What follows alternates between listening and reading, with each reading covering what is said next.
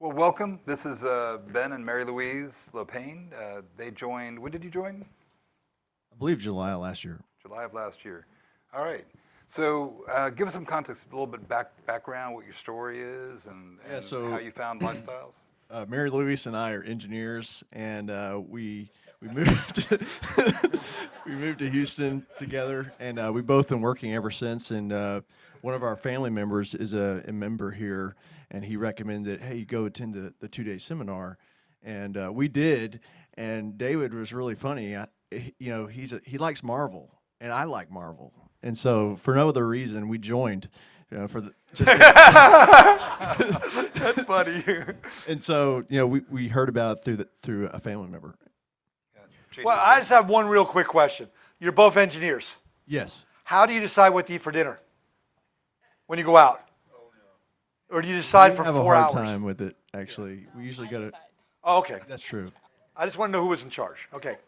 Yeah, my wife's in charge. Okay, cool. Good answer. Good answer. Smart man. Smart man. So you found through lifestyles, and but why? Why real estate?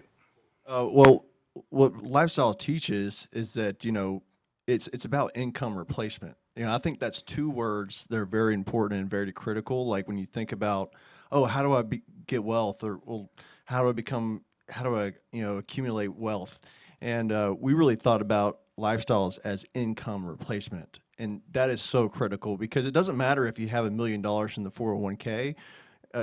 If you can't get a dividend on that, or you can't earn cash every month on that, it's like you can't even retire. You have to wait till you're 85 or whatever. So that was really big for us, is the income replacement. Not just a big savings account. You want actual money coming to pay your actual bills. Absolutely. Okay. And you go over that in the 2-day. Absolutely. Yeah, so, very cool. Yeah, you can retire on cash flow, but it's really hard to retire on wealth or equity or. Yeah, I always sit there and say, IRA. What does the R stand for? Retirement, right? How much money is it put in your pocket each month? Nothing. It's not retirement. It's a lie. This, when they invest in houses, putting money in their pocket, that pays their bills. That's what he's bringing up. Okay? Awesome. So tell us a bit. So in these next two slides, we've got some before and after pictures. So tell us about how you found it and who you worked with and the process. Yeah, so I believe around August, we were getting the email blasts from all the Lifestyles realtors, which are all very good. And I think around 7 p.m., I got an email blast from Jen McCormick, and Independence Heights, and I looked it up, and I was like, oh, this is 11 minutes from my house. This is great. I know a little bit about Independence Heights. I felt good about the area. I felt like there was a lot of upside, and so I immediately was like, yes, I want to tag this property. And so we went out and saw it the day afterwards, and we really liked it. There's a picture of us right there. I didn't see that, but now I see it. There we are. But yeah, we found it. It's an 11-minute drive from my house. We said, hey, this looks good. It's like a typical bungalow in Independence Heights. It has good bones, and we like that style because we live in a house that looks similar to it, and so we just felt like, hey, this is pretty natural for us. And for the new folks out there watching, how many rental properties did you do before you did this one? 0. So they had no experience. This one you understand that. They were new. Okay? So this is the first property that you've done, and you're currently working on your fourth property. Correct. And we'll look at that portfolio. Since last year. Yes. 4 in 1 year. Give me a hand. It's good. So it'll be fun in a year or two to get him back up here and look at his portfolio and see how that's doing. That'll be fun. So this is the exterior. Here's a little bit of the interior. Talk about the rehab a little bit. What you ended up having to do here? So when we walked the property, we noticed that the house was there's a lot of walls. And just like our own house, there's a lot of walls in our house, and we wish our house was open concept. And so we were immediately thinking, hey, let's open it up. We could make it a 3-1 if we wanted to, but let's make it a big 2-2 with an open concept and an open concept kitchen. And so that's what you see here is, and when you immediately walk into the house, there's a living room and then there's a bedroom. And so we were saying, hey, let's just knock down that wall so we can open it up. And so we just did that, and there was a wall separating the living room with the kitchen. Let's open that up too, and let's add a So bathroom. you did that yourself, Benji? Yes. We didn't do we didn't do that I'm just ourselves. making sure. We didn't do that ourselves, but that was the vision we had immediately when we saw the And you property. talked to your realtor about the value and how that would affect the value? Yes, and Jen is always very conservative, and I'm always trusting her numbers because she does such a great job, like crunching them and making sure that we're not overstating what we think the value and the returns are going to be. And I think she said something like the ARV is going to be like 165. And I was like, no way. There's no way, because like I was very familiar with the area. Like I was totally trusting her numbers were conservative. And so we were like, let's just do it. Well, what did you think the number would be? I thought it was going to be 185. Okay. But she brought you back down to She reality. brought me back down to reality. Who likes that we're conservative? We're going to tell you what you need to hear, not what you want to hear. That's how we do it. Yeah, I really liked that it was conservative. And so she said, do you want it? You're first in line. I was like, heck yeah, let's do it. And so, we were excited about it. Okay, let's see the numbers. Yeah, well, I just want one comment. So what you heard him say is like, well, we like the open concept and all that. So one of the thought process that we teach is, you rehab to the social norm of the community, and That's right. because you end up running the risk of rehabbing it to your taste as opposed to what's actually out there and what the market wants. So just wanted to make that point, and obviously you talked with Jennifer and it all made sense, and so you went from there. Yes. All right, so let's look at the numbers.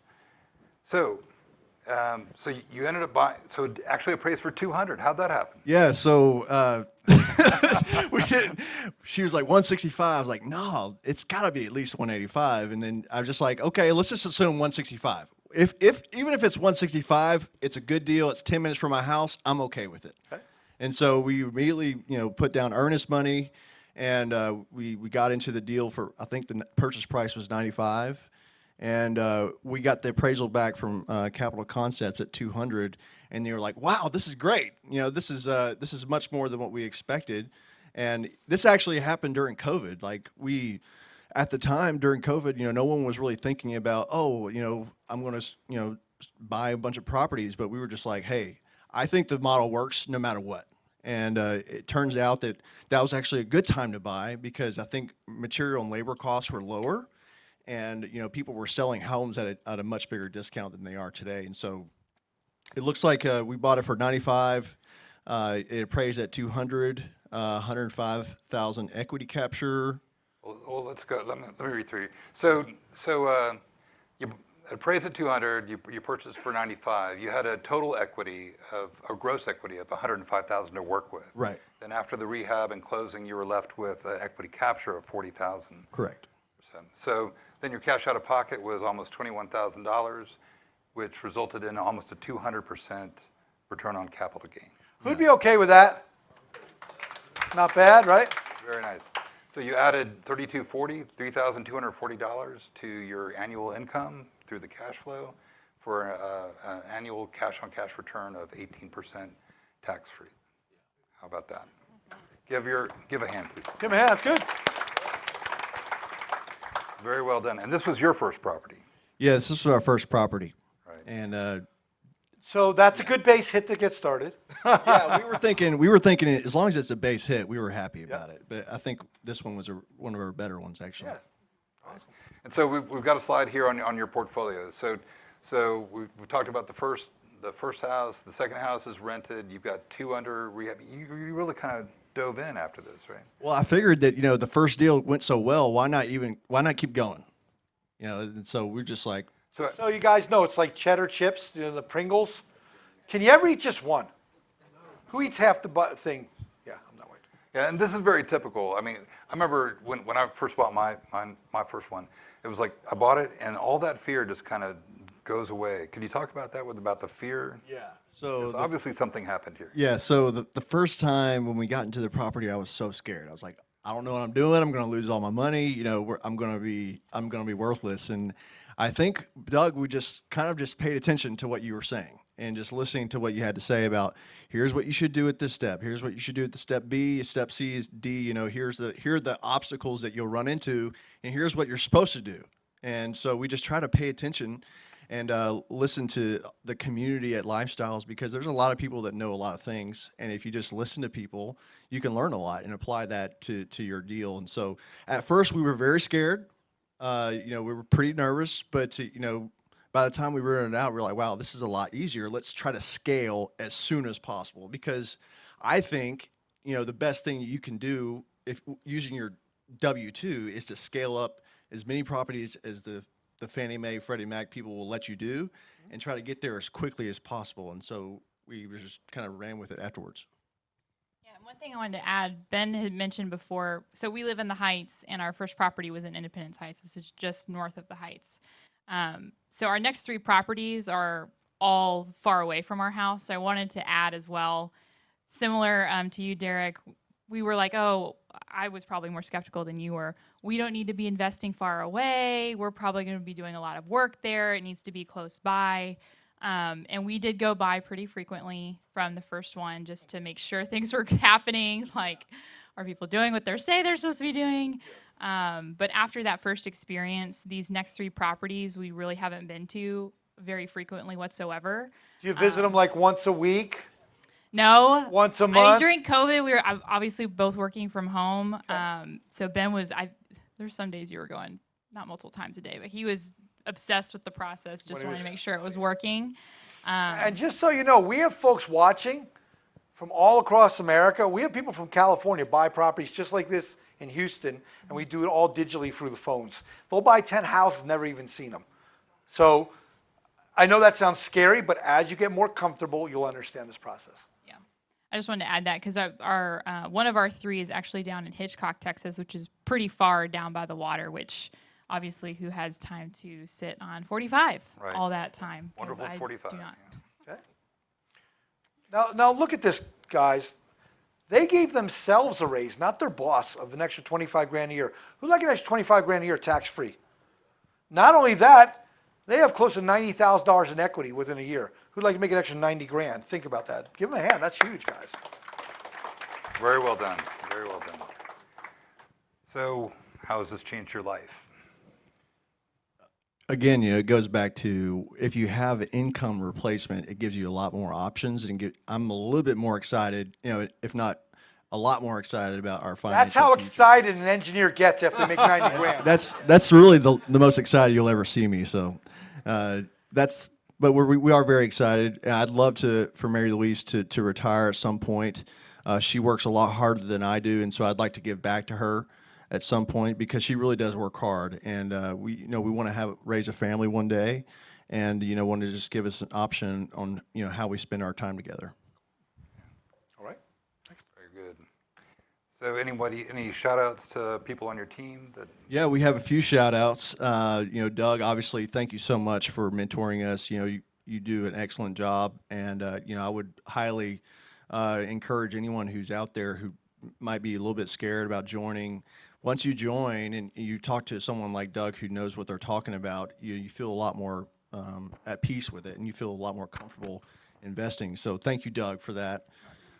Jen, thank you so much. You've helped us on 2 properties so far, and you've done an excellent job, and we couldn't do it without you, seriously. It doesn't go unnoticed, and we're very thankful for you. Capital Concepts, I saw Sean Riley here earlier. He helped us on the refi. The refi, we got 3.25% APR with no points. I saw that. Yeah. I want you all to remember that for this weekend. People are paying in the 3% range on investment properties. It's awesome. Yeah, with no points, 3.25. So it was a very good deal for us, and Sean helped us out the whole time. Capital Concept, they did the hard money as well. Okay. And then Pat with Inspections by Pat, he did an excellent job. And he was always, when we called him, he was always there, always willing to help us. And when we get an email blast, we have to pretty much get Pat out there immediately. So. It's nice to have an inspector who's like, yeah, I can go there tomorrow with you when you go view the property for the first time. And he was very helpful through the entire process. And the team building aspects, that's all covered in the 2-day too, but we'll obviously mentor that. That's so good. So do we have time for questions? Yeah, let's get a couple questions. Anybody have questions? There's one over there in the middle. So it looked on your 4 deals, when you get more equity capture, I guess you get more you get a better appraisal maybe perhaps, and then but your cash flow is a little lower. Is there a There's, relationship there between a higher appraisal and lower cash flow? there's really three different numbers we look at as investors. Three different style of investors in this room. Some people are going to be about cash out of pocket because they don't have a lot to work with. So they're more concerned with, can I find a deal for 20 or 25 out of pocket? Other people are looking for equity. They want to double their money quicker. And then other people are looking for cash flow. All three of those numbers change up. So some guy might be 75 years old. I just want cash flow. I don't even care if there's any equity in the property. But if I can make a 25% return, that's awesome. So everybody's different. Everybody has different investing styles. Some people want a turnkey property with a renter already in it, don't have to do anything. Other people want a bigger fixer-upper. That's going to be talked one-on-one with your mentor, which is right for you. Okay? In that initial mentor meeting, we go through all that, and we go through the relationship and how it aligns to your investment goals and your timeline. And the only other thing I don't think we mentioned is we actually did the leasing process ourselves as well, so a little bit different than Derek's story. So if anybody has questions on that, I thought that was the more interesting part, honestly, of just being able to be in control of who's going to live in this house that we've worked hard to rehab. And how do you learn how to lease out properties? Where do you learn that stuff? You guys, you Yeah, teach see, us we teach you everything. that. Yeah, because you get some pretty interesting conversations, and Yes. you got to do your fact checking and understand that, what kind of person is this as far as their job, what's their history, their rental history. So it's very clear cut of the criteria that we want for somebody to rent our property out, so that we just followed all of that, and we were able to lease it out very quickly for our first two, and then our last two are still in the rehab process. Awesome. Good stuff. I got a question online. What was the rehab work and how did you come up with the cash? The rehab work, what does that mean? The rehab on How your much, first. like, let's say you had 50,000 rehab. Did you have to put up that $50,000? No, but what did he do also? What was the rehab that you did on that first? Okay, so Do a- the rehab is quick like general. new roof, AC, windows, flooring, kitchen, bathroom, paint. And let me explain to people more in depth what he said. He used something called a hard money lender. What a hard money, and I'll really go through this in the seminar. A hard money lender is a specialized lender that's going to lend them all the money to buy the property, plus all the money to fix it up. Now, they don't give you that whole $50,000 rehab up front. They'll do what's called a draw schedule. Maybe they have 3-4 draws. They finish the roof, they finish the foundation, need $12,000. That hard money lender will send out an inspector to make sure that work's done right. So even if you're from California, you have that second set of eyes. If the work's done right, then they send him the money at $12,000, then he pays the guy. So he didn't have to come with that money up front, just so you understand, okay? And who did the rehab? One of the GCs from our vendor list, Do you remember who? Blue Star. Okay? Blue Star, yeah. All right. All right, I think that's it. Well, let's give them guys a hand. Thanks so much. Appreciate it.